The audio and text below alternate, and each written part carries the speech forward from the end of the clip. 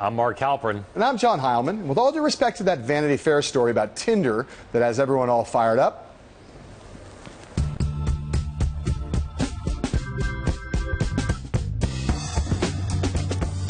not that I really have any idea what Tinder is. Some of the web thing or app. Internet's, I don't know. All right. Happy National Julian Fries Day, sports fans. In our lineup tonight, the doctor, the lawyer, and the monster. But first, the server. After months of saying that she would never do this, Hillary Clinton is handing over to the FBI her infamous private email server, as well as at least one thumb drive with copies of her emails.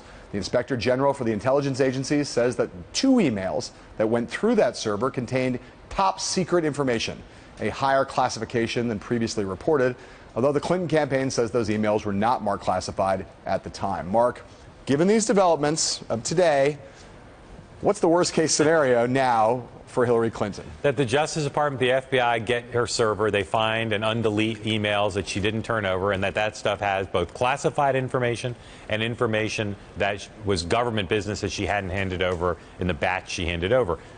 I'm not saying that's all going to happen, but that's certainly within the realm of possibility now. And it's pretty clear that the FBI is being aggressive in going after trying to figure out, not in a criminal investigation, but what happened with the way she handled information on her private server. Look, we know, even to relative Luddites like you and I, who've not done a lot of coding in our lives, know that like when you delete things, you don't really delete them. So the question is going to be raised, you know, if people start to look at the server, are these things really deleted? If you start really digging into the guts of that machine, what do they find? And that software, what do they find? And if they don't find anything, and this is a point I believe you've made on several occasions, if they don't find anything, people are going to say, wow, they really scrubbed that server. They must have been hiding something. And if they do find something, whether it's of a nature that you just said, or if it just has stuff to do with foundation business that maybe isn't. But that would have to be leaked. That wouldn't come out. Yes, but there have been some leaks, as you're aware, in this investigation. So that could be problematic, too, it seems to me, because it gets to the nexus of government and foundation. It also gives this also gives a wedge for the Republican investigators on Capitol Hill to kind of piggyback. They wanted the server. They're not getting it yet. Right. But now the Justice Department has it, opens the door to their saying, well, look, we can't trust Barack Obama's Justice Department. We need our own look at it. This is not good for her. And as we've said before, this story is not going away, and it's of her own doing. Look! Up in the sky, it's a bird, it's a plane. No, it's Super Bernie. Bernie Sanders, senator from Vermont, in a new Franklin Pierce University Boston Herald poll of New Hampshire, finds that Sanders is leading Clinton 44-37 amongst Democrats. That's within the margin of error, but it's the first time in any poll we've seen anywhere that Hillary Clinton's number is lower than Bernie Sanders' number. Now, don't forget, Sanders has those big crowds also and a lot of star power, including endorsements from celebrities such as Sarah Silverman, Susan Sarandon, and he has also won the all-important Danny DeVito primary. John, as Bernie continues to fly high, let's see how he does in other polls that come out. Can Hillary Clinton do anything to either stop his movement upward or at least slow it down? Right now, she is pretending as if he doesn't exist. And we've said the last couple days, that she's a good look for her to be attacking Donald Trump or Marco Rubio or Scott Walker. At the same time, this phenomenon keeps growing. It's not slowing down. He's now got these Hollywood stars on his side. He's got this a little bit Obama-like buzz around him. It's also clear that a lot of people in these polls still say they don't think he will be the nominee. So somehow she got to figure out a way to talk about that and say, listen, I know you're having fun right now talking to pollsters saying you like him, but you're not going to vote for him in the end. I'm going to be your nominee. Time to pick a president. And you'll hear Bill Clinton make that argument when it gets down to it, if he's still hanging around. I think she can't risk going negative on him. She can't risk doing opposition research and floating it out there. It could backfire big time. Oh, my God. But I do think she has to find a way to slow him down. I think she needs to study his record harder than she has, or at least let on publicly. Maybe unleash Bill Clinton and somehow send the message. It's not just about electability. She has to make the case that she's a better president.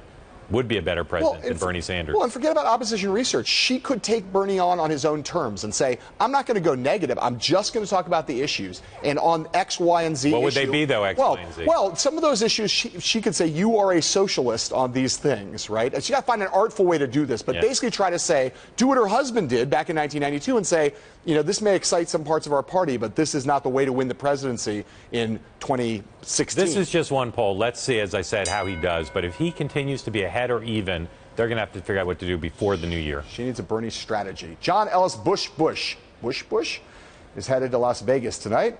but don't mistake him for the gambling type. Even though he's been taking hit after hit from El Trumpo, Bush is laid low and only rarely offers even a hint of criticism towards the frontrunner. Just to give you a sense of what it's been like to be Jeb these days, here are some of the insults that the Donald has lobbed at him in just the last 24 hours. When Jeb Bush the other day talked, as we said, when he talked about women's health issues, he was so bad. I mean, it's like, what is he doing? I think that is going to be his 47%. There's no energy there. No energy. We need energy. When Jeb Bush raises $114 million, which he has, Jeb Bush is totally controlled by the people that gave him that money. There's not enough enthusiasm. There's not anything. It's just like, ugh. Jeb Bush will not be able to negotiate against Mexico. And you know what he's going to say? Then go back to sleep, okay? Right cross, uppercut, bam, pow. So here's how Jeb, getting punched that way, here's how Jeb decided to counterpunch today in Reno. I'm not going to turn back and play the game that everybody wants people running for president to do, to say how another person is worse than this person or that person's conservative philosophy is not quite as good as mine. I want to unite our party to beat Hillary Clinton or whoever it may be so that we can reverse the trends in this country. So that's not counterpunching, that's rope-a-dope. So my question for you, Mark, is given that Trump is throwing these punches and not taking any back, how big a problem of that? How big a problem is that for Jeb Bush? I think it's a huge problem. You know, Trump is going easy on everyone else, tough on Bush. New poll, a CNN poll in Iowa, has Trump winning. The polls clearly keep coming in, suggesting the debate did not kill him, maybe dented him a little, but maybe not even that. He can start doing paid ad against Jeb. He can keep making Jeb the embodiment of the establishment, and he doesn't have anybody to attack at this point because nobody else is doing particularly well. Jeb has money in the bank, and I think what Trump is doing is trying to intimidate Jeb and his super PAC from going after him, and if they do, trying to open the door to going after Jeb. It's bad news for Jeb Bush. He's got enough problems with having to fight Trump basically by himself right now. And his situation, you know, in this, we just had the CNN, there's this new Iowa poll. We got Jeb down at, 5, 6, 7, I don't even know where, but he's down in the mid-single digits there. He's slipping in New Hampshire. He needs, like Hillary Clinton needs a Bernie strategy, he needs a Trump strategy, and doesn't seem to have one right now. He's trying to ignore him. All right. A note on some breaking news, sad breaking news. Former President Jimmy Carter said in a statement late today that he's got cancer. It was revealed after he got liver surgery recently, and Carter says the cancer is in other parts of his body. Former president plans to undergo treatment in Atlanta. We're thinking about President Carter and the Carter family, of course, and we wish them all well. Coming up here, we caught up with Dr. and Republican presidential candidate Ben Carson in Harlem for a chat earlier today. We'll have that for you after this word from our sponsors.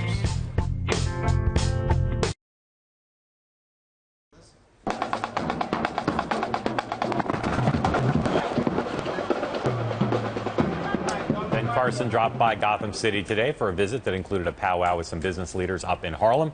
John and I took a taxi uptown to the fabled Sylvia's restaurant to meet with Carson. We talked about the leaders of his party on Capitol Hill, affairs both foreign and domestic, and, of course, the place with all the food. Dr. Carson, your first time to Sylvia is kind of a landmark thing. How'd it go? It was wonderful. The food here is spectacular. The people here were wonderful. I loved it. Yeah. What are the other landmarks in New York City that you've never been to that you still like to go to? Well, I hadn't been to the 9/11 memorial until this morning. That was really eye-opening. I've never been to the top of the Statue of Liberty. I've been on Ellis Island in the museum, and I'd like to do that at some point. I was going to say a question about cities. This is a great city, but it's got problems like most urban areas. What are one or two cities in America today that you think are working right, that are models for the way urban areas should work?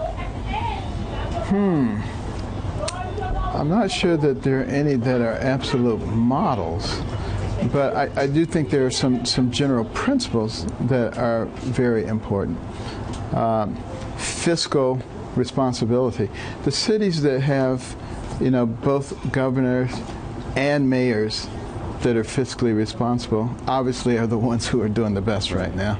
And I think that's a general principle. And as we look throughout the nation, it's just, I guess maybe, could it be a coincidence that the ones who have the governors who are fiscally responsible tend to be the ones that are in the black and doing better. Doing a little better. Yeah. You got asked a couple questions today about Black Lives Matter, and you've said both today and previously that, of course, Black Lives Matter. I want to ask you a couple specific questions about this, though, because you talked a lot about culture. Do you think there's a problem with systematic bias among police forces in America against African Americans? Well, like I said, I think fear and unfamiliarity creates problems on both sides. And the way you solve that problem is to create relationships.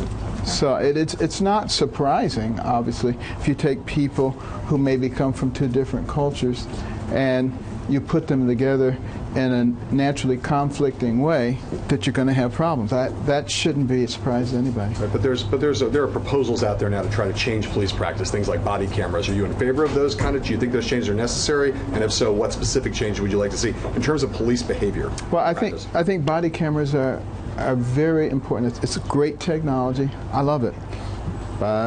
Pretty soon teachers may have to start wearing them too. More presidential candidates. Presidential candidates, everybody.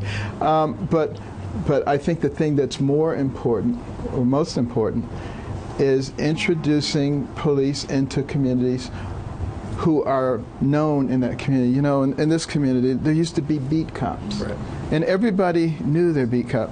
And still, in some communities, there still are. I was talking to an officer in Baltimore. He says, everybody knows him in the neighborhood where he goes. He says he never has to worry about dinner or lunch. People would say, hey, come on in here and I got some fried chicken, whatever. So that's what happens when you have relationships. And that's going to stop a lot of this. Let me ask you one more thing on this topic, which is criminal justice reform more broadly. There's a lot of people are very concerned about the incarceration rates for African Americans in this country. Do you think there are things that should be done about mandatory minimum sentences, other things in terms of criminal justice reform, and specifically what would they be? Well, specifically, there are certain nonviolent crimes that probably could be punished in a way different than sticking them into criminal university, where they learn to be criminals, where they learn to become violent criminals, where they develop relationships with the wrong people. So clearly that is something that needs to be looked at. The whole prison complex, the way it's growing and becoming an industry which needs to be fed, that's absolutely the wrong model. We have 5% of the world's population and 25% of their inmates. That's a problem. And we need to just acknowledge that it's a problem, and we need to make the adjustments that are necessary. Ask you about Washington, where your party controls the House, Speaker Boehner, Senator McConnell. What's something you think the two of them as Republican leaders are doing well now?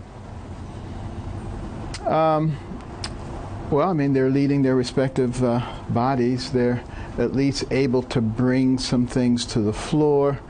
I would like to see them be a lot more aggressive. In what ways? What are specific things you'd like them to do that they're not doing? Specifically, for instance, with the recent Supreme Court rulings on gay marriage, I would like them to come up with very specific proposals that will protect the religious freedoms of people, so that they're not losing, their careers, losing their shops because of their religious beliefs. And I think that needs to be done yesterday. Even if the president would veto it, you'd still like to see them move it forward? They should do it in such a way that the president would dare not veto it. Let me ask you one question on foreign policy. There's this deal, obviously, being considered on Iran. Let's presume that deal becomes the law of the land, so to speak. If you became president in January of 2017, would you try to get rid of that deal as soon as you got into office, or would you let it stand? No, I would. I don't think that that's a reasonable deal at all. Right. I mean, I would be very anxious to come up with something better, and if they couldn't come up with something better, to reimpose severe sanctions and increase the sanctions and do whatever else is necessary, because a nuclear-armed Iran is going to be a nightmare. Right. So you would revoke the agreement as soon as you became president of the United States and think about trying to seek other options? I would either revoke it or do something else that is appropriate after getting appropriate counsel. Last two questions, because we know you got to go. You got more to do today. First is, if you were to come up with a slogan for Sylvia's, what would it be? The best collard greens in the world. That's a good slogan. Trademark that. True. Also true. Last question. You were seen, I think, probably by more people than ever seen you in the debate. in Cleveland. I'm wondering if Ben Carson's more famous than you were before, if more people are recognizing you after the debate. No question that that's No true. question. A lot of people have come and said, I didn't know who you were. But, the wonderful thing is, like I was in the airport yesterday on the way here sitting down, a lady comes up to me and she says, I'm a staunch Democrat, but I love you. That's pretty good. That's good. That could be Ben Carson's slogan. That Staunch Democrats love me. Dr. Carson, thanks so much. Great to see you. Enjoy New York. Thank you. Our thanks to Ben Carson, and we'll be right back with John Kasich's new New Hampshire best friend, Tom Rath, after this word from our sponsors.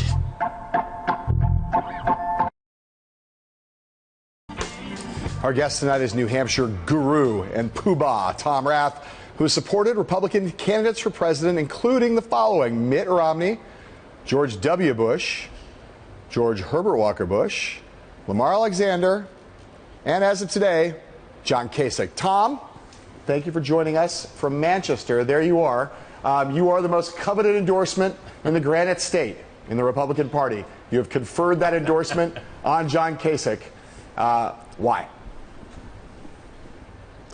I think he, first of all, I'm not sure any of that's right, but I'll accept it. I think our party needs to be inclusive and open and welcoming and optimistic and generous, and I think John Kasich embodies a lot of that. I've watched him in various kinds of audiences, and I've watched the way he responds, and he talks a language that people like to hear and inspires confidence, and I think he has a great opportunity to win the right number of votes in the Electoral College and win, and I think that's something that unites all Republicans, is our ability to win this election in November 16, and this is a person with a great deal of experience who I think is making a pretty compelling case to people right now. Tom, everything you said could be said had you endorsed Jeb Bush. I'm not asking you to say anything bad about Jeb Bush, but given your longtime closeness to the Bush family, why Kasich over Bush? Well, I'm not going to say anything bad about Jeb Bush because I admire him and I respect him and his team and all. It had nothing to do with Jeb Bush. It had everything to do with John Kasich. Right, but I'll just say again, I listened closely to everything you said about John Kasich, and I know you believe it. But as I said, every word could have applied to Governor Bush as well. Well, let me say this. I think, look at John Kasich's electoral record. He has won 11 general elections in a state that is genuinely a swing state. The last two, taking a governorship away from a sitting Democrat and then winning a large re-election. He has an optimism and a vibrancy to his approach. He has had huge success on the Washington stage as a person who balanced the budget at the time Bill Clinton was in the White House. That's a wealth of experience and a range of experience that does set him apart from the field. Tom, I want to talk to you about how John Kasich's doing in New Hampshire. Looking at this poll, this Franklin Pierce University Boston Herald poll just came out.